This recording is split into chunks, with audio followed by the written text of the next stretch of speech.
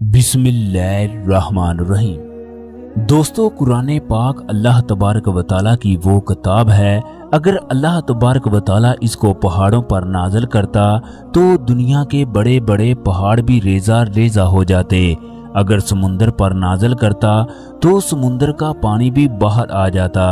अगर अल्लाह तबारक व तआला इसको आसमानों पर नाज़िल करता तो करीब था कि आसमां भी फट जाता।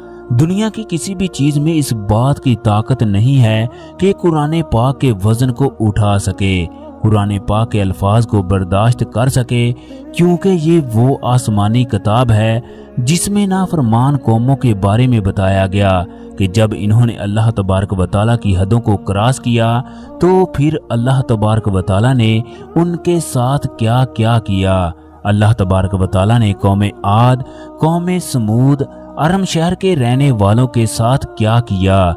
दुनिया के 90% लोग सिर्फ कुरान पाक की सूरत फातिहा को पढ़ने के बाद मुसलमान हो जाते हैं। इनको ये सूरत हला कर रख देती है। दोस्तों, आज की इस वीडियो में हम तुर्की की एक ऐसी लड़की के बारे में बताने जा रहे हैं जिसका नाम नकोल था, जो कुरान पाक के साथ सिगरेट के साथ तमाम हदें पार करती रही।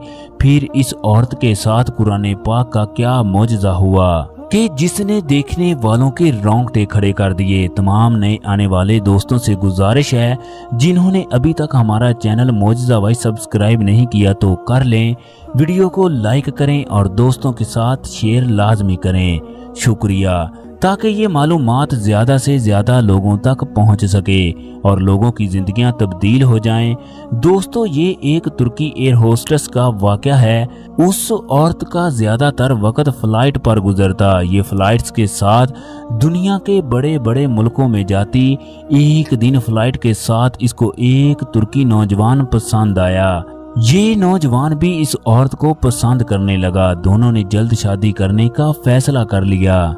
6 माह गुजरने के बाद दोनों ने शादी कर ली। शादी के बाद इस औरत को पता चला उसका खामद 5 वक्त का नमाजी परहेज़गार दुनिया के मुख्तलिफ ममालिक में तबलीग करने के लिए जाने वाला है, इस्लाम की बात करने वाला है और खुद भी दीन पर अमल करने वाला है। दूसरी जानब ये खातून एयर होस्टेस थी। बहुत से ममालिक में इसका आना जाना था, लिहाजा इस औरत को इस्लाम से कोई खास दिलचस्पी नहीं थी। इसने पहल नौजवान की तवज्जो हासिल करने के लिए नमाज को पढ़ना शुरू कर दिया। मगर शादी के 1 हफ्ते के बाद ये लिबरल बन गई। इस औरत ने यूरोपीय ममालिक के कपड़े पहनना शुरू कर दिए। इसने पुराने तौर तरीके से जिंदगी को गुजारना शुरू कर दिया। इसने इस्लाम के अहकामात पर अमल करना छोड़ दिया। इस खातून के खामद ने इसे कई बार समझाया, मगर इसने बात सुनने से इनकार कर दिया। रोजाना ये फजर की नमाज पढ़ने के लिए उठता तो इस औरत को भी नमाज पढ़ने का कहता कि आओ हम मिलकर नमाज पढ़ते हैं, अल्लाह तबारक व तआला का शुक्र अदा करते हैं। उसने हमें मुसलमान घराने में पैदा किया, मोहम्मद सल्लल्लाहु अलैहि वसल्लम का उम्मती बनाया। उसने हमें वो किताब दी जिसने दुनिया का नक्शा बदल दिया। मगर ये खातून अपने शौहर की बात पर कान ना धरती। यूं ही वक्त गुजरता रहा। उसका शौहर उसे कहता, अगर तुम दुनिया और आखिरत में कामयाब होना चाहती हो तो इस्लाम पर अमल करो। इस्लाम ही मुकम्मल ज़ाब्ता हयात है। हमारी जितनी भी परेशानियां हैं वो इस्लाम पर अमल करने की वजह से ख़त्म हो जाएंगी। मगर ये खातून उसकी बात ना सुनती। दुनिया के मुख्तलिफ ममालिक में जाने की वजह से ये उस माहौल को अपनाने की कोशिश करती। दुनिया के मुख्तलिफ ममालिक में सफ़र करने की वजह से ये उन जैसी हो गई। इस्लाम के मतलब इसके मुख्तलिफ नज़रियात थे कि आज दुनिया चांद पर पहुंच गई, जबकि ये लोग अपनी पुरानी रवायात में फंसे हुए हैं। घर में इस तरह की बातें होने की वजह से दोनों एक दूसरे से खफा खफा रहने लगे। अब ये नौजवान सोचने लगा ये इस्लाम पर अमल नहीं करती, लिहाजा इससे किसी भी सूरत में जान छुड़ा लेनी चाहिए। लिहाजा अब ये नौजवान उससे खुला के बारे में सोचने लगा। इसी दौरान नौजवान को पता चला कि वो बच्चे का बाप बनने वाला है। नौजवान के लिए ये इंतहाई मुश्किल मरहला था। وہ اپنی بیوی کو چھوڑنا چاہتا تھا مگر وہ اپنے بچے کی وجہ سے ایسا نہ کرنے پر مجبور تھا۔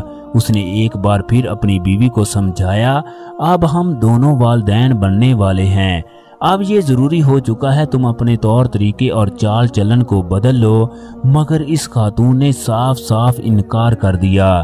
چنانچہ اب اس کے پاس طلاق کے علاوہ کوئی بھی چارہ نہ بچا، لہٰذا اس نوجوان نے خاتون کو طلاق دے دی اور کہنے لگا، آج سے میرا اور تمہارا کوئی تعلق نہیں ہے۔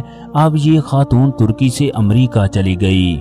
اس نے سوچا اب یہ اپنے بچے کو امریکہ کی نیشنلٹی دے کر رہے گی، کیونکہ اس ملک کا قانون تھا جو بھی اس ملک میں پیدا ہو اس کو نیشنلٹی مل جاتی ہے، اس کے بعد یہ اپنی زندگی وہاں پر گزارے گی، لہٰذا یہ تمام کام سوچ کر امریکہ چلی گئی۔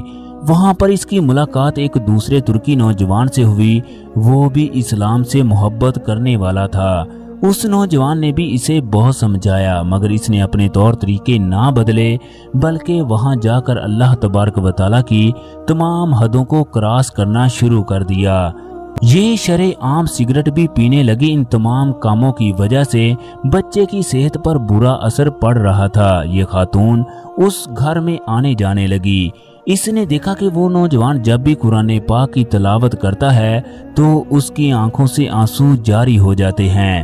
وہ قرآن پاک کے ہر لفظ پر اللہ اکبر پکارتا اور کہتا، یا اللہ ہم تیرے بندے ہیں، تو ہمیں معاف کرنے والا ہے، لہٰذا ہمیں معاف فرما دے۔ ایک دن یہ خاتون اس کے گھر گئی تو یہ نوجوان اس وقت بھی قرآن پاک کی تلاوت کر رہا تھا۔ یہ اس سے پوچھنے لگی، تم قرآن پاک میں ایسا کیا پڑھتے ہو جس کی وجہ سے تم رونا شروع کر دیتے ہو؟ تمہیں نماز میں کیا ملتا ہے؟ تمہارا رب کہاں ہے جسے تم سجدہ کرتے ہو؟ تم اپنے رب کو بنا دیکھے کس طرح سجدہ کر سکتے ہو؟ مجھے تو تم بیوقوف دکھائی دیتے ہو۔ اس طرح نہ جانے یہ کتنی باتیں کرتی رہی۔ یہ نوجوان کہنے لگا، خدا کے لیے اس طرح کی باتیں مت کرو، مگر یہ خاتون بولتی چلی گئی، یہاں تک کہ اس عورت نے سگریٹ کی مدد سے قرآن پاک کے ساتھ تمام حدیں پار کر دیں اور کہنے لگی، اگر تمہارا رب ہے تو اس جگہ پہنچ کر قرآن مجید کو بچا لے۔ نوجوان نے کئی بار اسے سمجھایا مگر وہ باز نہ آئی۔ وقت اپنی رفتار سے گزرتا گیا۔ اس خاتون کے ہاں ایک بچی پیدا ہوئی جس کا خد و خال عجیب طرح کا تھا، دیکھنے والوں کے رونگٹے کھڑے ہو جاتے۔ کچھ ہی دنوں کے بعد یہ بچی اس دنیا سے رخصت ہو گئی۔